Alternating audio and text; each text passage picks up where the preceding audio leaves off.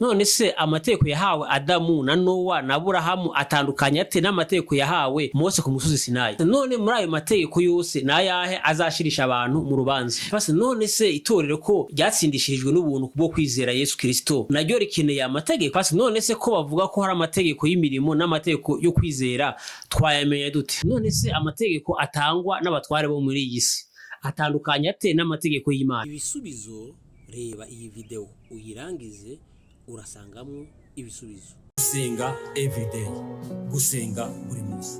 Nusenga uzanesha, nunanigwa gusenga uzaneshwa. Senga. Kamusuhuze inshuti ya gusenga everyday, nizere ko mumeze neza mu bisanzwe ko muranje Mana Kiza Edouard. Abari mu Rwanda Shalom, abari mu Burundi amahoro mumeze neza, abari muri Congo turasuhuje, abari muri Mozambique, Malawi, abari muri Afrika y'Amajepfo, abari muri Kenya, abari muri Uganda, abari muri Afrika mwese mushaka kumva ikirundi n'ikinyarwanda n'ikinyamurenge n'ikinyabwisha, turabakiye gusenga everyday tubabwira ngo Imana ibahe umugisha. Abari ku mugabane w'Uburayi mu kuganira byacu Imana ibahe umugisha, abari ku mugabane wa Aziya mu kuganira byacu Imana ibahe umugisha, abari ku mugabane wa Amerika mu kuganira byacu Imana ibahe umugisha, ku mugabane wa Oceania Imana ibahe umugisha. Ku muri kamera za gusenga everyday kumwe na Dr. Pastor aho muraho neza. Amakuru yanyu shimwe n'icubahiro ni ibyayo. Amakuru y'imizi turakomeye. Pastor mwatangira musuhuza abantu munasenga Imana. Ni karibu Imana duhana umugisha kuri channel ya gusenga everyday. Bene data badufasha gusangiza ibiganiro bakabigeza ku bandi, bakuzuza inshingano ikomeye Yesu Kristo yasize ngo tugende mu mahanga yose twamamaza ishimwe ryayo. Reka ubutumwa bwiza bwamamare. Abadufasha rero tubasabiye umugisha, n'abandi barahatandukanye kugira ngo bigire mu migabane itandukanye n'ibihugu bitandukanye, tubasabiye umugisha. Murakoze kandi mudufashe kwamamaza iryo shimwe ry'Imana. Mana turagushimiye, turaguhimbajwe neza uyu mwanya nuwawe. Tugiye gusangiza abatwumva, abatugana ijambo ryawe.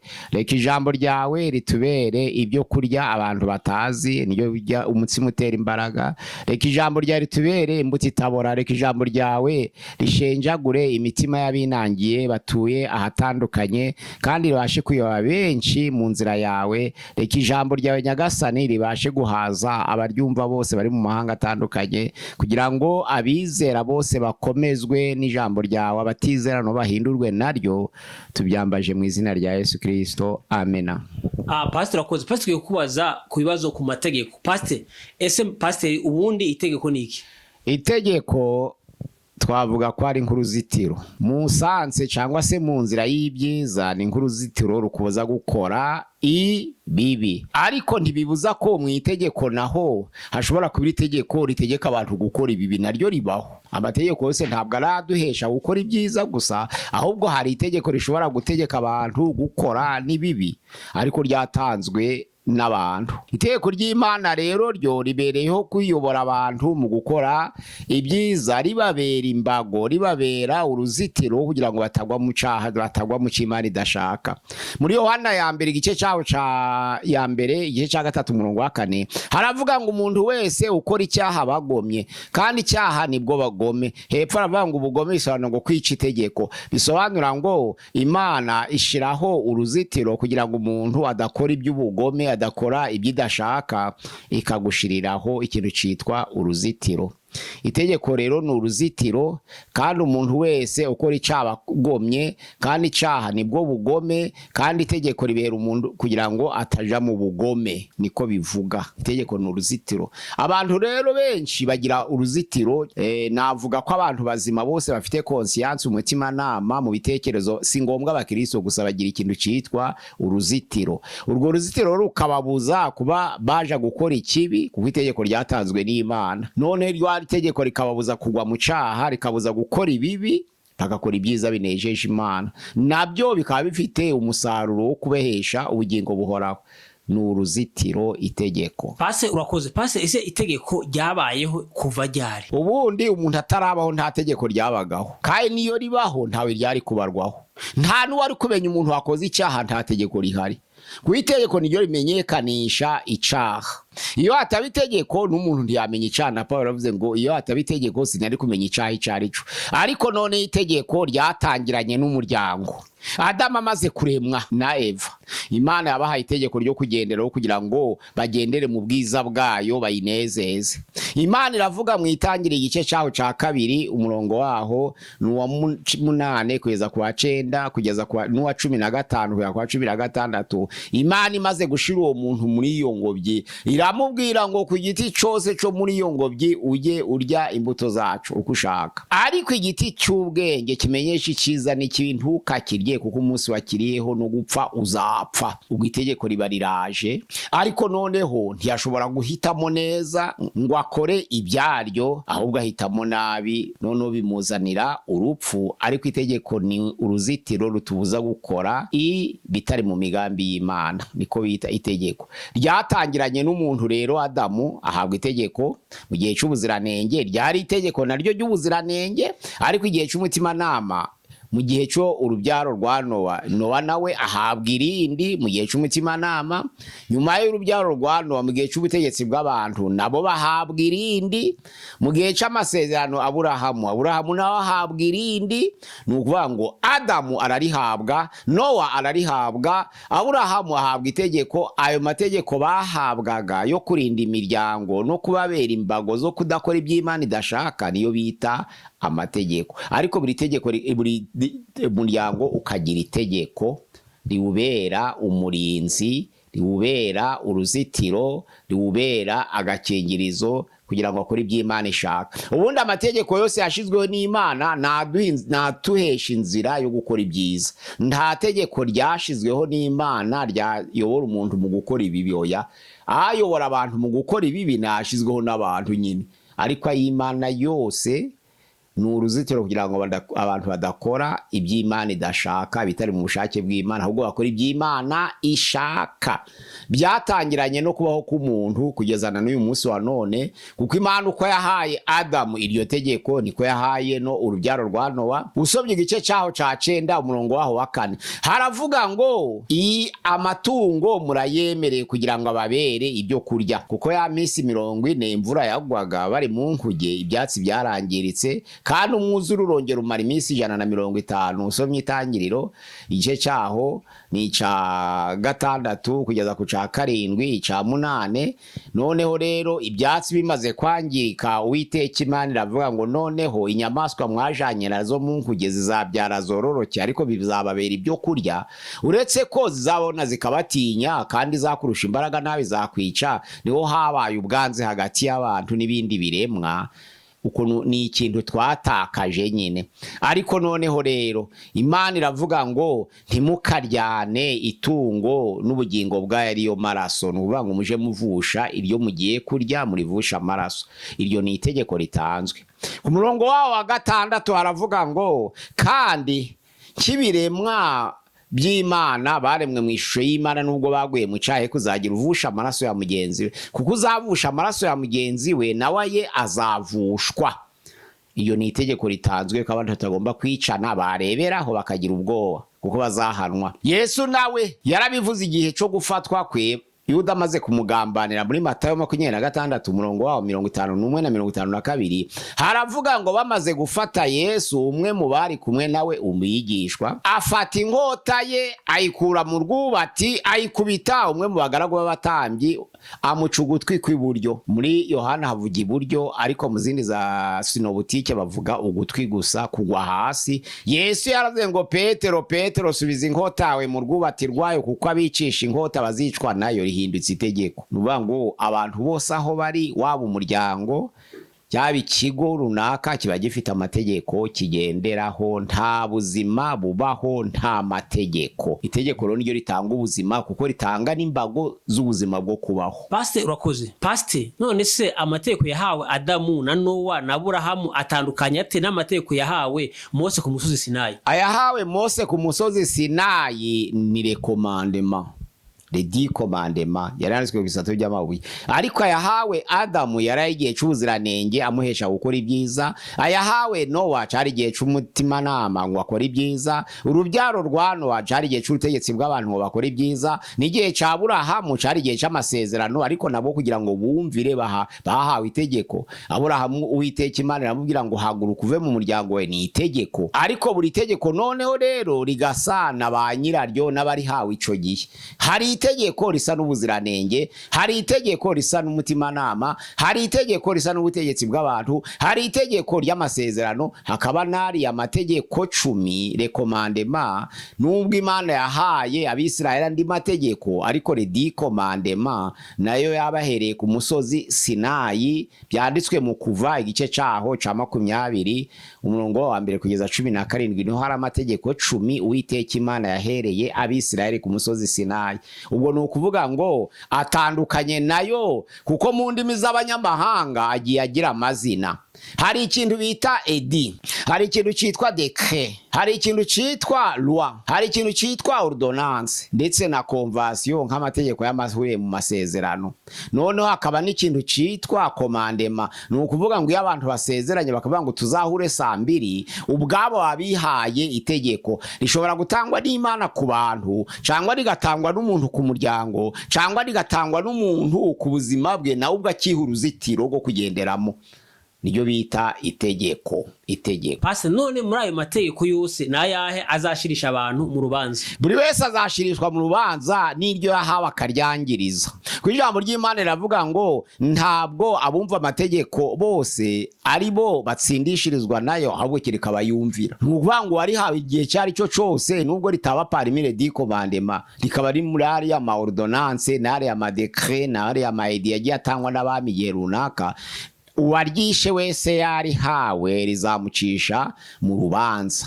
Yaba igihe ca Adamu ubuziranenge, yaba igihe ca Nowa igihe cy'umutimanama, yaba igihe ca urubyaro rwa Nowa ubutegetsi bw'abantu, n'igihe ca Aburahamu mu masezerano, wahawe itegeko wese nabariya bahawe amategeko ku musozi Sinayi mu gihe ca Mose, uwaryangiriye cyangwa uzaryangiriza cyangwa utekereza kuryazigiriza ryo wese rizamucira hwiteka. Nizo mpamvu mu Baroma igice ca 2 murongo wa 12 avuga ngo abakoze ibyaha bose bataza amategeko bazahanwa badahowa ayo mategeko, ariko abakoze ibyaha baza amategeko bazacirwaho iteka ry'ayo mategeko. Pastor akoze pase none se itorero ko ryatsindishirijwe n'ubuntu kubwo kwizera Yesu Kristo naryo rikeneye amategeko?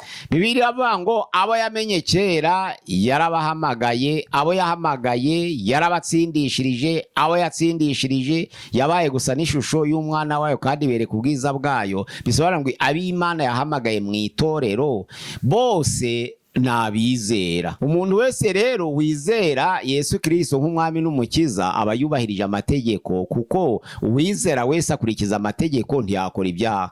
Ariko umuntu ashobora kubahiriza amategeko atizeye, ico cyo cyashoboka. Ariko reciprocité ni ukuvuga ngo ntabwo ari ukuri, ntabwo umuntu yaba yizeye noneho ngo abe atubahiriza amategeko. Nanizo mpamvu ijambo ry'Imana ritubwira ngo uwizeye akabatizwa azakizwa, ariko utizera azacirwaho iteka.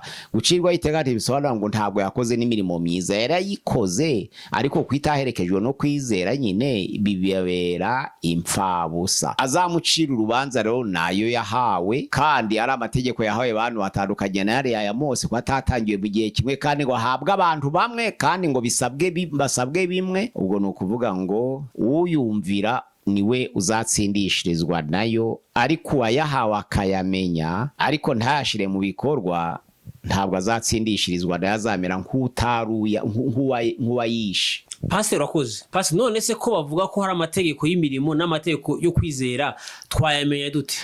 Mu Baroma igice ca 3 murongo wa 31 utangire kuri 27 arahari. Murakunye na kare babango hari amategeko y'imirimo hakaba n'amategeko yo kwizera. Ayo mategeko yose aragendana, ariko amategeko y'imirimo agakorerwa inyuma, amategeko yo kwizera agakorerwa imbere. Paulo yavuze mu Bakorinto ba 2 igice ca 3 murongo wa 1 uzbanutse kujya ku murongo wa 14 hari amagambo menshi arahari, ariko bavuga icyo inzandiko zivuga. Havuga ngo turi inzandiko zisomwa n'abantu bakazimenya. Haravuga ngo ntabwo turi nka za nzandiko zanditswe ku bisate by'amabuye aho abantu baja kurunguruka bakareba, ahubwo turi inzandiko zitandikishijwe wino ku bisate by'amabuye, ahubwo zandikishijwe umwuka wera ku by'inyama ariyo mitima yacu. Nuvuga ngo itegeko noneho rero, amategeko yo kwizera ni amategeko akorera imbere, ariko iyo amategeko akorera imbere yubahiriza amategeko akorera inyuma, ariko amategeko akorera inyuma siko yose yubahiriza amategeko akorera imbere. Niba rero umuntu avuga ngo arizeye ariko ntakore iby'Imana ishaka, kwa kwizera kwe nako kuba ari imfabusa kuko bitagaragaje imirimo yo gukiranuka. Ariko umuntu ashobora gukora imirimo myiza agatanga cyane ariko atizeye. Ubwo rero turebera kuki? Turebera ku byakorewe inyuma n'ibyakorewe imbere. Pawulo aravuga ngo ntabwo ari bino yandika amategeko y'imbere, ahubwo ni umwuka wera w'Imana niwo wandika amategeko y'imbere. Yayandi atumenyesha ikibi n'icyiza ariko yanditswe mu mitima y'abantu. Yayandi noneho y'inyuma ntabwo ashobora gukura abantu mu byaha, kandi ntabwo yashiriyeho abakiranutsi, niko ijambo ry'Imana rivuga. Riravuga mu Timoteyo ya mbere igice cya mbere umurongo wa 8 ngo icyakora koko tuzi ko amategeko ari meza iyo umuntu yagenjeje uko bikwiriye amategeko, kandi tuzi ko amategeko atashiriyeho abakiranutsi kereka abagome, abanyaga abantu bakabagura, abibone, abasambanyi, abicanyi, abakubita ba se na ba nyina, abarahira ibinyoma, abasenga ibishushanyo n'ibindi byose bidahuje n'inyigisho nzima za Yesu Kristo. Abo nibo bakwiriye amategeko. Noneho rero umuntu wakiriye Yesu nk'umwami n'umukiza yakoze icyaha ahanwa n'itegeko, kuko niryo ritumenyesha ikibi n'icyiza. Ni ukuvuga ngo umuntu w'umukiranutsi rero ntabwo ayoborwa n'amategeko, oya, ahubwo ategeka amategeko mu buryo bwo kwizera, ko amategeko ntabwo ategeka umuntu, ahubwo umuntu arayategeka. Ariko iyo agutegetse uyakoreramo ibyaha, niko bivuga. Ubwo ni ukuvuga ngo Yesu yaravuze ngo amategeko koko ntabwo yakuyeyo, na Yesu yaravuze ngo sidaje gukora amategeko, naje kuyasohoza.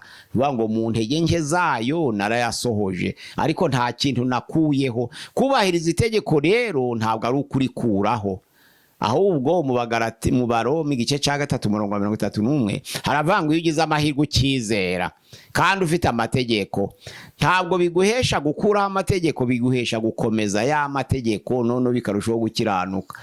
Nuvuga ngo ntabwo twahinduza ubusa amategeko kwizera kwacu, ahubwo muri kwa kwizera kwacu bituma tuyakomeza. Pastor wakoze. Itegeko ry'Isabato iboneka mu mategeko y'imirimo cyangwa mu mategeko yo kwizera? Iboneka hombi dukurikije amasezerano. Ko mu isezerano rya kera ryari itegeko ry'imirimo, kuko mu Kuva 20 umurongo wa 4 aravuga ngo ntukagire umurimo wose ukoraho ubwawe cyangwa umuhungu wawe cyangwa umukobwa wawe cyangwa umugaragu wawe cyangwa umuja wawe cyangwa umunyamahanga wese uri iwanyu. Bisobanura ngo yari amategeko yo gukoresha inyuma, nuvuga ngo ku mubiri ni itegeko ry'imirimo. Kubera ko Yesu Kristo ataraza bareberaga ku bisate by'amabuye nyine aho byanditswe bakagenzura, kandi ayo mategeko 10 yari yanditswe ku bisate by'amabuye yari yandikishijwe wino. Nuvuga ngo abantu bagasoma bakareba uko barayakurikiza, n'uwibagiwe akagaruka agasoma akareba kugira ngo babashe kuyitondera. Yesu aje rero ntabwo yakuyeho amategeko yo ku bisate by'amabuye, oya, ahubwo yaje kuyasohoza mu ntege nke zayo yari afite mu gutsindishiriza umwana w'umuntu, nk'uko byanditswe mu Kubara igice cya 15 umurongo wa 32 ngo Abisirayeli bari mu butayu babona umugore utoragura udukwi. Ababonye atoragura udukwi bamukingiranira kugira ngo bamenye uko Imana irababwira ku by'uwo muntu. Ijambo ry'Imana riravuga ngo Uwiteka aravuga ati uwo muntu ntabure kwicwa. Uwo muntu bamujana inyuma yaho baganditse bamutera amabuye kugeza igihe arinda apfa. Nuvuga ngo ibyo Yesu yasanze ni ibyo ngibyo by'urupfu. Bamuteye amabuye kuko Uwiteka yategetse, wa muntu arapfa. Nuvuga ngo ni isezerano ritagira imbabazi.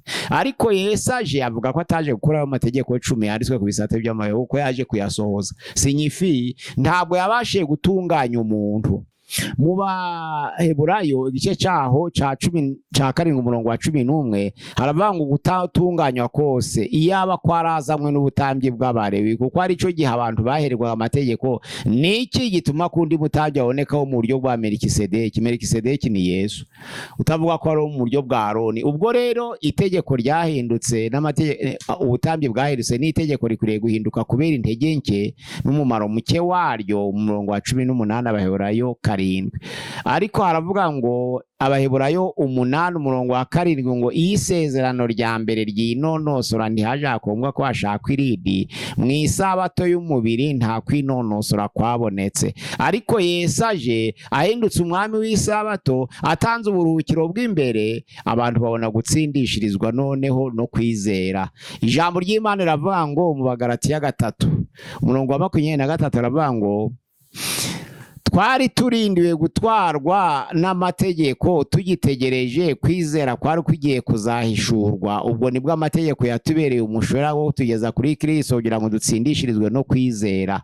Ariko kwizera kumaze kuza ntitwaba tugitwarwa na wa mushorera sinyifi.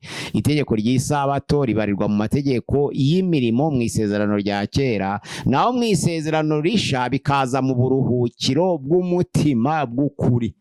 Nukuvuga ngo kwihana ibyaha niyo sabato y'ukuri, uburuhukiro bw'umutima. Noneho Yesu abaye umwami w'isabato, abamwizeye bose batsindishirizwa no kwizera, kuko itegeko ryari riri muri Yesu. Bizeye Yesu bubahiririza itegeko muri we, rihinduka noneho itegeko ry'imbere. Noneho hari amategeko y'imirimo, akaba n'amategeko yo kwizera, rihindukira iryo kwizera rikorerwa inyuma.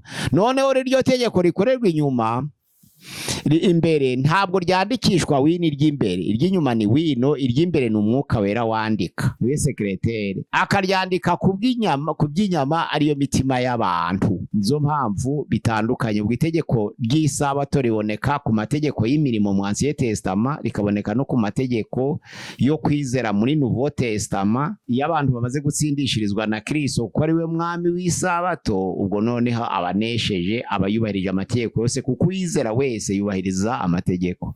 Ariko ubahiriza amategeko wese siko yizera, biratandukanye. Ubwo Pastor akoze ni ryari imirimo dukoreshwa n'amategeko yanezereza Imana? Imirimo dukora ni myinshi. Hari abakora umurimo wo gutanga, hari abakora umurimo wo kugabura, hari abakora umurimo w'ivugabutumwa. Iyo ni imirimo itandukanye dukora hano ku isi, kandi yose tukayikora turi mu murimo w'Imana.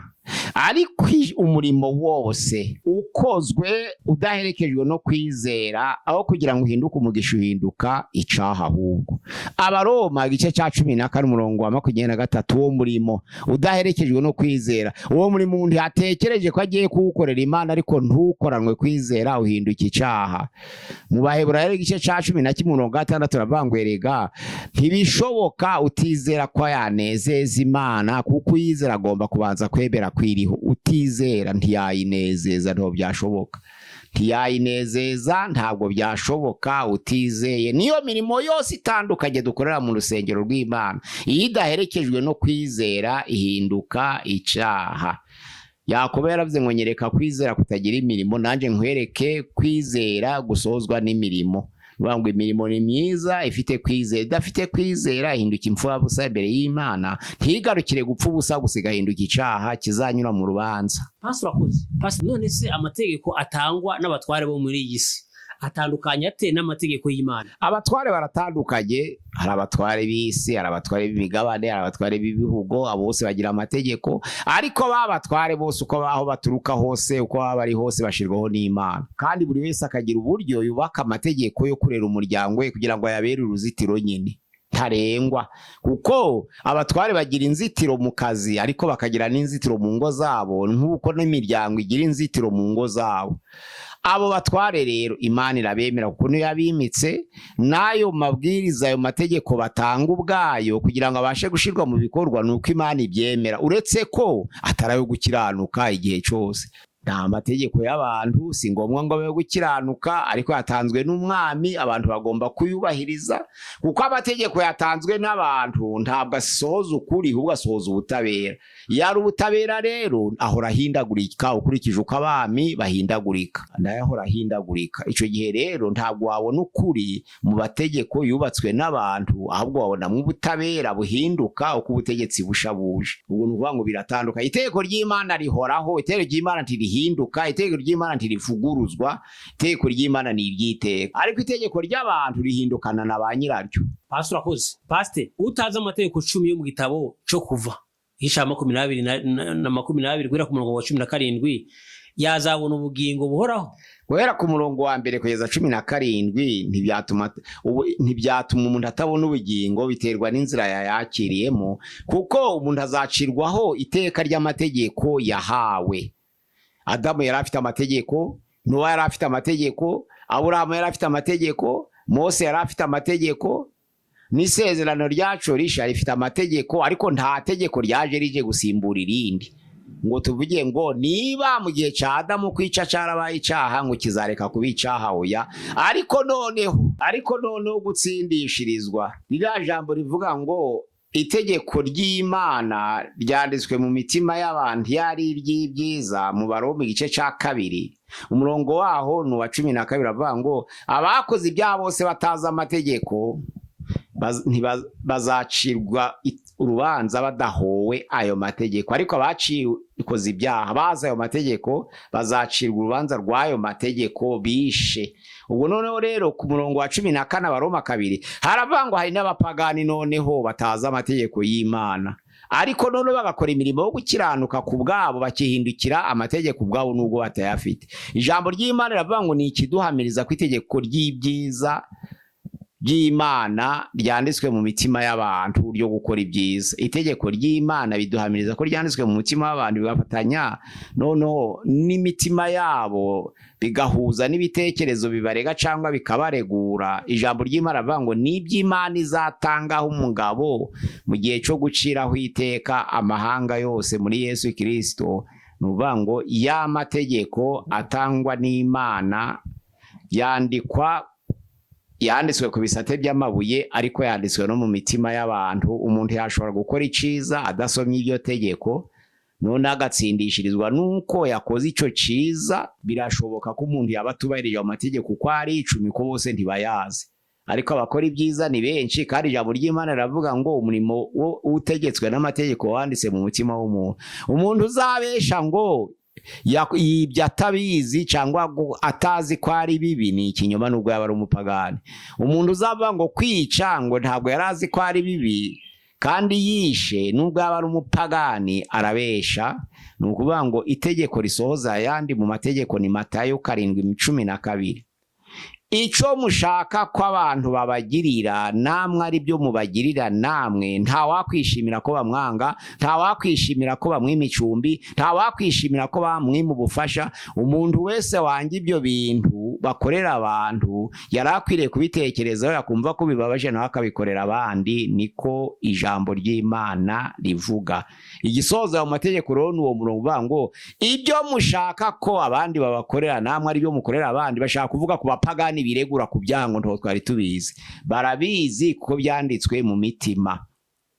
Imana rero igihe cyo guca urubanza ntabwo abazanyura mu rubanza bose babayeho nyuma y'igihe c'Abisirayeli bava mu Egiputa ku musozi Sinayi. Ntabwo bose ariho bariho, hari abavutse mbere yaho n'abavutse nyuma yaho. Buri bose bagahabwa urubanza bakurikije igihe bari bagezemo n'ibyo bahawe n'ibyo babikijwe.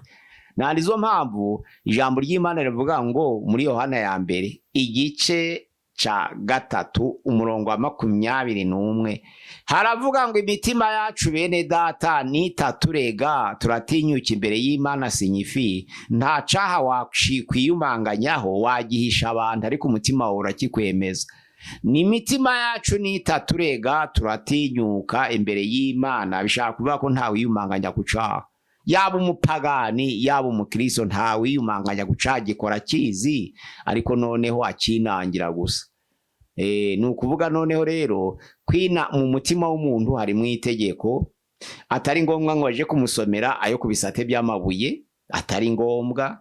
Ariko noneho rero kwiga bituma nayo yageraho kugira ngo uyakore winonosoye. Kuyiga ntabwo ari bibi, ariko itegeko ry'ukuri ni ibyanditswe mu mutima w'umuntu ryandikishijwe umwuka wera, niryo rihamya umuntu rikamuhamiriza neza.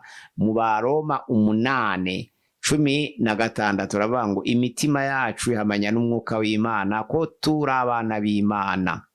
Umwuka wacu uhamanya n'umwuka w'Imana ko turi abana b'Imana, tukabyemezwa noneho na wa mutima uhana, ugafatanya n'ibitekerezo by'abantu kuregura cyangwa kurega. Ijambo ry'Imana avuga ngo nibyo Imana izashingiraho mu rubanza itangaho umugabo ko wakoze ibibi ubizi. Pastor akoze kuko Imana yahaye abantu amategeko. Imana yahaye abantu amategeko kugira ngo bakore uko ishaka, kuko nta yayo. Kandi buri muryango ugira amategeko, ariko umukuru w'umuryango yubaka amategeko kugira ngo abe uruzitiro abantu bakora uko ashaka. Imana nayo rero itanga amategeko kugira ngo abantu banyure mu nzira ishaka, abantu bakore ibyishaka, abantu bakore ibinejeje. Nibyo yahaye Adamu na Eva, ntiyahitamo ibyiza. Inabibwira Nowa, nawe ntiyahisemo, nabo urubyaro rwe ntirwahisemo neza. Ibibwira Aburahamu, nawe ntiyabigenzemo neza.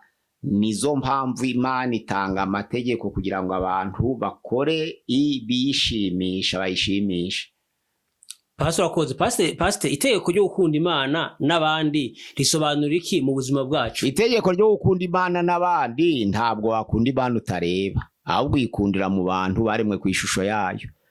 Nizo mpamvu ururimi barwita rubi, ngo nuko ruhangara rukavuma abantu baremye ku ishusho y'Imana kandi ruratanga n'umugisha rukabikorera rimwe, bigasa naho amazi asharire yavira mu isoko imwe naryohereye. Ariko sibyo, ahubwo iyo ukunze uwo muri kumwe ureba, kuko yaremwe ku ishusho y'Imana, bigaragara ko ukunda Imana. Ariko iyo uvuze ngo ukunda Imana utareba, ukanga mwene so muri kumwe muturanye, ijambo ry'Imana rivuga ngo buri umunyabinyoma. Biragendana rero, umuntu wese ukunda abantu Imana imuboneramo kuyikunda, kuko nibo baremwe ku ishusho yabo kandi nibo bana nabo. Ni ku itorero ryubakwa rero, Imana iturebera mu mirimo dukorera mu itorero. Ese gukurikiza amategeko birahagije kugira ngo umuntu akizwe? Gukurikiza amategeko n'abakera bari bayafite, kandi n'abicaga abantu bari bayafite.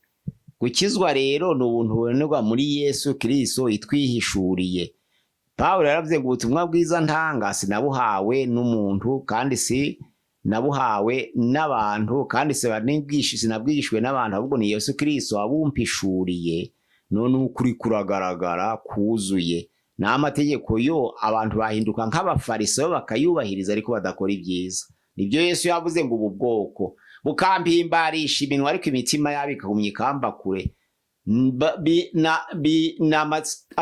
Inyigisho zabo bansengera ubusa, kuko inyigisho batanga ari amategeko y'abantu. Ubu bwoko bumpimbarisha iminwa ariko imitima yabo ikamba kure, bansengera ubusa kuko inyigisho zabo ari amategeko y'abantu. Bisobanura ngo kubaha amategeko ntibyahesha umuntu agakiza, ariko noneho kuyasuzugura byagukura mu gakiza. Urakoze pastor, n'uruhe ruhare rw'ubuntu bw'Imana mu gukurikiza amategeko? Uruhare rw'ubuntu bw'Imana ni uko Imana ikorana n'abemera idatwaza igitugu, nta kindi. Uwizeye wese atarimbuka ahubwo ahabwe ubugingo buhoraho. Ntabwo ari agahato, ahubwo n'uwemeye aze. Ubwo rero Imana ikorana n'uwemera, Imana ntishira ku mugozi. Pastor, tugana ku musozo, pastor, ni gute twahuza amategeko yo muri Bibiliya n'ubuzima bw'iki gihe? Ubuzima bw'iki gihe abantu bashatse ubwigenge. Hari umudendezo liberté, ariko hakaba n'ubwigenge independence. Iyo abantu bashatse ubwigenge bagashaka gukora ibyo bishakiye, Imana irabareka. Nizo mpamvu liberté yatanzwe. Pawulo yaravuze ngo bene data mwahamagariwe umudendezo, ariko ntimukagire uwo mudendezo urwitwazo wo gukora ibisa n'ibya kamere. Mwubahe Imana, mukore ibisa n'iby'Imana muri wa mudendezo wanyu. Umudendezo Imana iduha rero so gukora ibyo dushaka, ahubwo ni ugukora ibyo ishaka. Pasi reka tugushimire tukubwire ngo Imana iguhe umugisha. Reka dushimire warubanye muri iki kiganiro tukubwire ngo Imana iguhe umugisha. Reka dushimire kandi subscribe ko zisabone. Reka dushimire uzufata umwanya ukadusengera. Reka dushimire mwese by'umwihariko mukunda kubana natwe muri ibiganiro tubabwira ngo Imana ibahe umugisha, Imana ibahire, Imana ibagure. Pasi tura ku musozi iki wakongeraho. Usenga everyday ni 0786696620 kuri channel ya gusenga everyday 0786696620 murakoze. Imana iduhana umugisha naho utaha. Murakoze cyane reka tubabwire ingano naho utaha. Shalom shalom. Shalom.